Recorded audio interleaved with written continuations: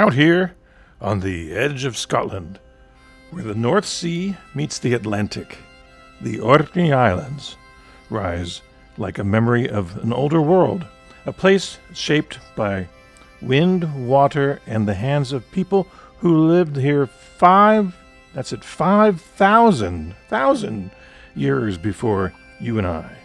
Now, Kirkwall, where our ship docked, or came close to docking, and then we took the tender in, Kirkwall may be the modernish, in quotes, heart of Orkney, a town of harbors, stone lanes, and Norse echoes.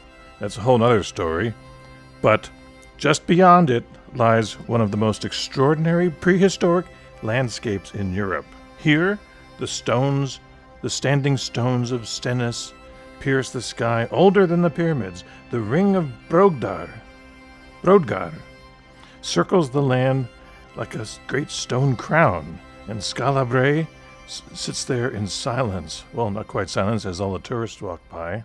And the tombs align with the sun, the winter sun, holding the stories of both Neolithic builders and Viking wanderers. This was a connected world, just like we are connected. You're watching this on YouTube. They didn't have YouTube. But somehow, these villages out in the North Atlantic, these tombs, these temples, and ceremonial avenues were woven together across the lakes, a place where people gathered to mark the seasons, honor their dead, and shape stone into meaning. So join me. Lucky me, I got to go there. It was kind of on my bucket list, or it wasn't on my bucket list after seeing some of the sites that other people have been there. Join me on the Orkney Islands, where the past isn't buried. It's standing right in front of you. And you get to stand right in front of it and be gobsmacked, that's their word, over how much history is there and how long ago it was, and yet here we are. So enjoy. It's a great place. Add it to your list of places to go. We went there by boat. You can go there by ferry, which I guess is also a boat, or there are some planes that go there too, very small planes. So choose your poison there. So join me. Remember, click like and subscribe because this is fun. You'll enjoy it. We enjoyed it. And let's go. And here we are approaching into Kirkwall and the Orkney Islands.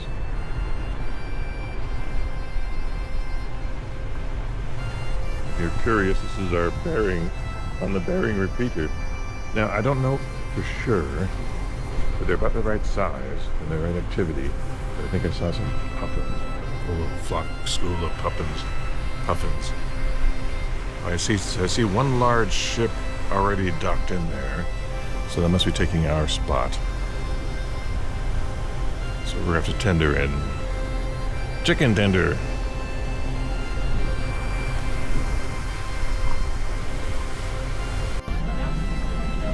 I didn't think we'd be doing this 3 days into the cruise, but we are boarding a lifeboat. Yes, boarding the lifeboat. And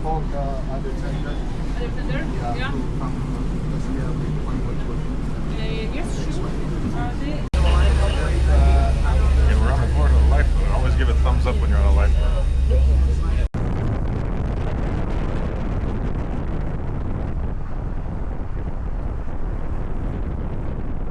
There's another swan up there.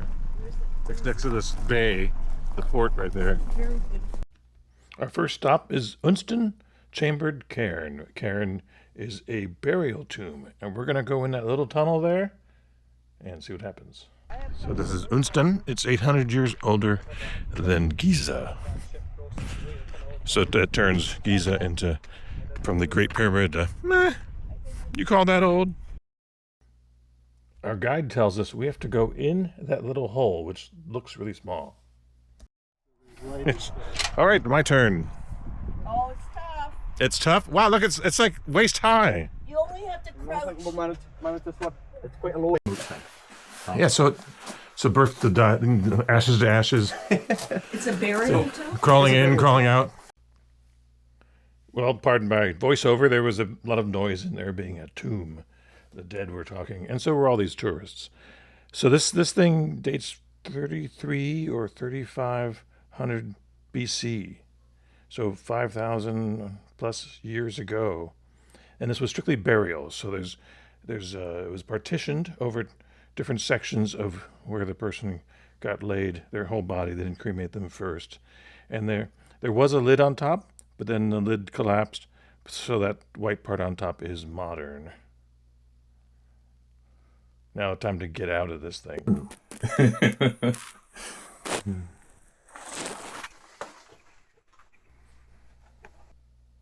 And as you can see, some living people back in 1891, which by North American standards is quite old for Europeans in North America, but they decided to put their own markings on there.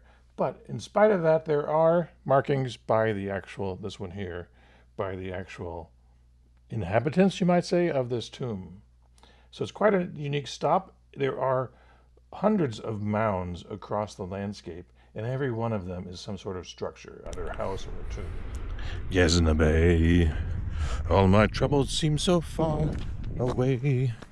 We're in a place called Yezna Bay, which in World War II was a military air base, but now it's a tourist site to get some rough coastline of Orkney Island, Orkney's mainland. So Orcadians consider themselves Orcadians over Scottish, over British first. So here we are now. I'm told right there is a cliff, so I will pay attention. Holy cow, look at this. Wow, Yasnabi. I don't think I'll get any closer. It's a long way down there.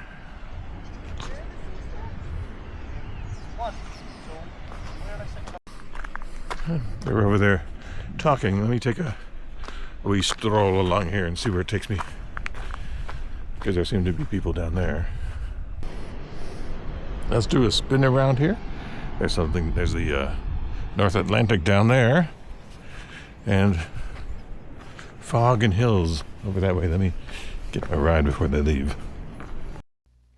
Reminder to click like and subscribe, because I'm putting my life on the edge there. Actually, I'm about 20 feet from the edge still, but still, it's a long way down.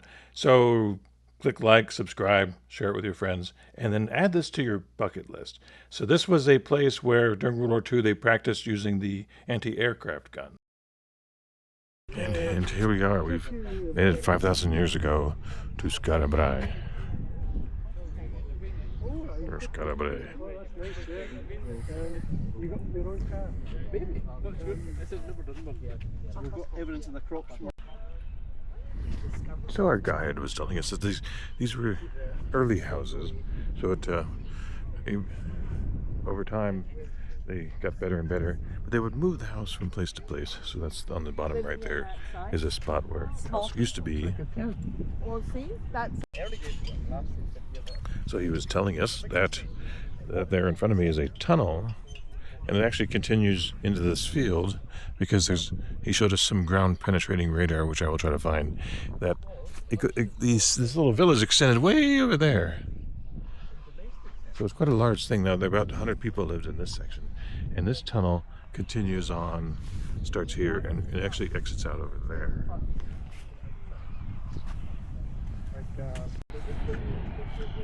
So this is quite fascinating. Similar to visiting Italica or some Roman ruin. So this predates Rome by 2,000 years. 3,000 years.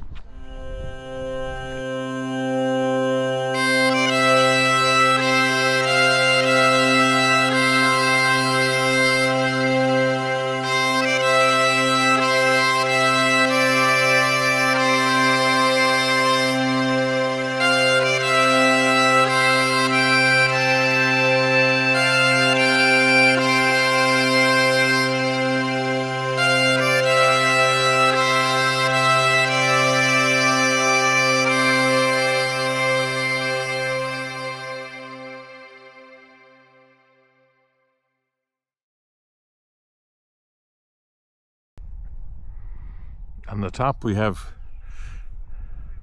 the henges right here, and here we have Conehenge.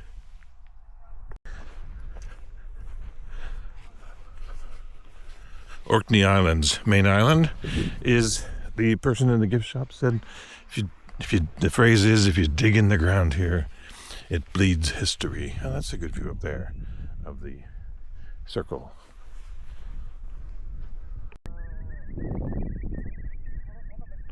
Wind blowing across this isthmus here. So that there in front of us is a burial mound, and so is that, and both of those are outside of this. Again, a story that ends in a question mark. And who knows? Alright, he just informed us that Old Norse, Brodgar, is bridge farm.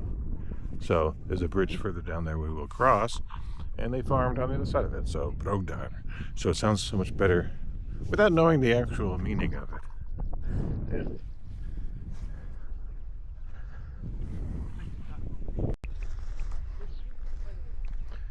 So here we are at Circles of Brodgar. So if you like this video, or if I put this at the beginning, and if you've watched it, remember to click like at the end, or if this is at the end, click like and click like. So we're in Orkney Islands, which is pretty far off the north of Scotland, and then we have the Shetlands beyond that, and then Norway. So quite an interesting spot. It's more questions than answers, so enjoy it for the scenery and the thoughts of who these people were in 2300 BC. Quite a long time ago. And here goes a little map of where the Rings of Brodgar are in relation to the isthmus there, the peninsula, and just to the east of that is another ring.